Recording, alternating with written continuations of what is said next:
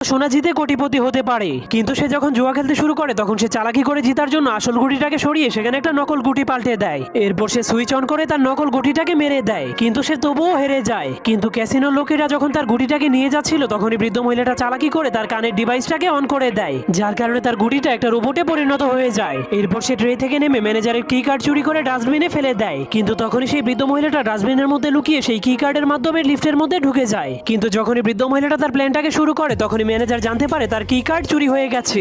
এজন্য সে জলদি করে চোরকে ধরার জন্য অ্যালার্ম বাজিয়ে দেয়। কিন্তু বৃদ্ধ মহিলাটা কোনো ভয় না পেয়ে তার পকেট থেকে লেজার পয়েন্টার বের করে লিফটের ছাদটাকে কেটে ফেলে। এরপর সে সেখান দিয়ে লুকিয়ে লুকিয়ে সোনা চুরি করার জন্য সোনার সিন্ধুকের কাছে পৌঁছে যায়। কিন্তু সে প্রথমে তার রোবটটাকে সিন্ধুক খোলার জন্য লেজারের ভিতর দিয়ে পাঠিয়ে দেয়। তখন তার রোবট সব লেজারগুলোকে অতিক্রম করে সিন্ধুকটাকে খুলে ফেলে। এরপর বৃদ্ধ মহিলাটাও তার গ্লাভস পরে লেজার ট্র্যাপের মধ্যে লাফ মেরে দেয়। তার গ্লাভসটা এতটাই মজবুত ছিল যে সেই স্পাইডারম্যানের মতো দেয়ালের উপর দিয়ে হাঁটতে পারত।